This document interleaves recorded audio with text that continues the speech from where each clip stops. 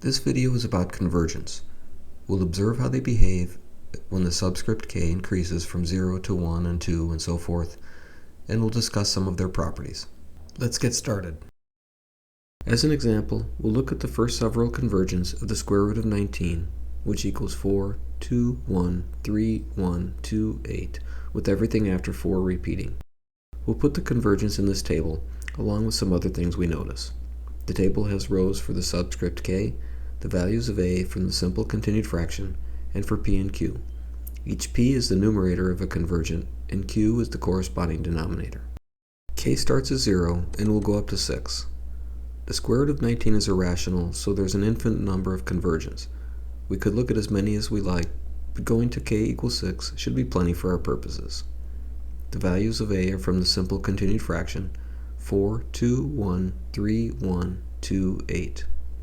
The convergents are 4 over 1, 9 over 2, 13 over 3, 48 over 11, 61 over 14, 170 over 39, and when k equals 6, the convergent is 1421 over 326.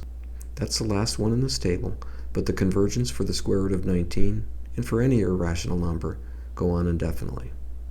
If you're interested in the process for calculating convergence, please see another video on that subject. Hit pause and take a look at the convergence. Do some calculations and see how close each one is to the square root of 19. Do you notice anything about the convergence? Let's make part of the number line to observe their behavior. The number line goes from 4.0 to 4.5. The square root of 19 is about 4.36, which is right about here. Okay, we'll put a dot above 4.0. It is where the first convergent is, the one for k equals 0. When we go to the second convergent, we go from 4.0 to 4.5. This is the convergent for k equals 1. Notice that we went all the way to the square root of 19, and we went past it. There was some overshoot.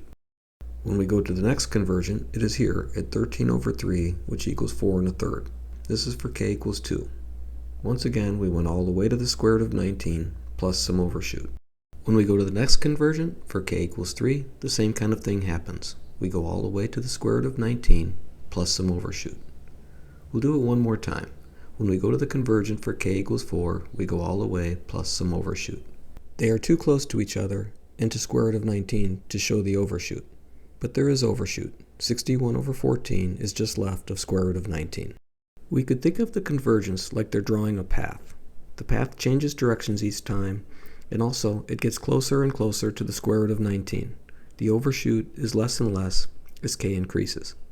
We could zoom in to observe more, but it would look similar. Each time we went from one convergent to the next, we'd reverse course and go all the way to the square root of 19 plus some overshoot. And each time, the overshoot would be less than the previous one, so we'd end up closer to the square root of 19. Instead of zooming in to see that, we'll add a row in the table to quantify the overshoot. This new row has the difference between the square root of 19 and the convergent p over q. I'll just fill these in. Every other one is red to indicate that they are negative. Stop the video and take a look at the values. The convergents are becoming pretty good approximations to the square root of 19, an irrational number.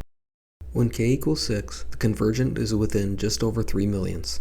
If we kept going, they'd keep getting closer. Now let's talk about some properties. The first one is related to something we just discussed, that the convergents alternate from one side of the number the continued fraction represents to the other side. It keeps going back and forth. As a result, there are actually two converging series. One series is a set of convergents when k is even. Every term is less than alpha 0, the number the continued fraction represents, and the convergents keep increasing toward alpha 0. The other series is a set of convergents when k is odd. These convergents are all greater than alpha 0, and they decrease as they converge toward alpha 0. In our example, these are the ones with even k. 4 over 1, 13 over 3, 61 over 14, and 1421 over 326. All of these are less than the square root of 19. In this term, the square root of 19 minus p over q is positive. And these are the ones with odd k, 9 over 2, 48 over 11, and 170 over 39.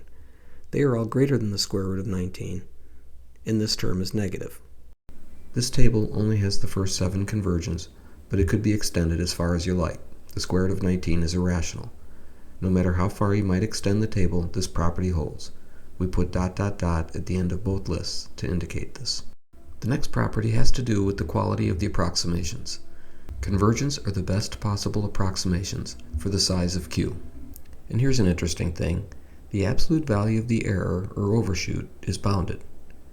The difference between alpha 0 and each convergent is less than 1 over Q squared. We'll add a row for this in the table, but first, one more thing about the quality of the approximations.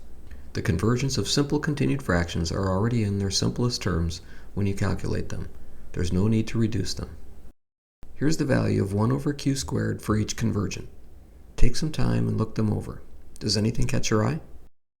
The last property we'll discuss has to do with the relationship between neighboring convergents. Here's what I mean by neighbors. If we take this one, 9 over 2 for example, its neighbors are the one to the left, 4 over 1, and the one to the right, 13 over 3. If you do cross multiplication between neighbors, the result alternates between positive and negative 1.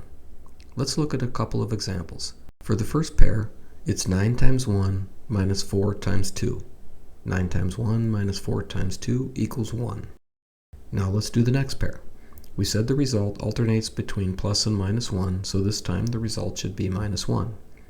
It's this times this minus this times this. So yes, 13 times 2 minus 9 times 3 equals minus 1.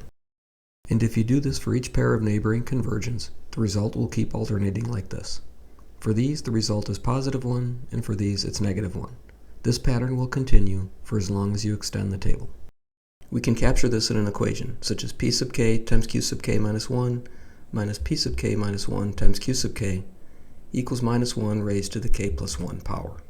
This part is cross multiplication between neighbors, and this part alternates between positive and minus 1. We'll make use of this equation and property in other videos. In this video, we looked at the behavior of convergence as we go from one to the next, and we discussed some properties. That's all for now.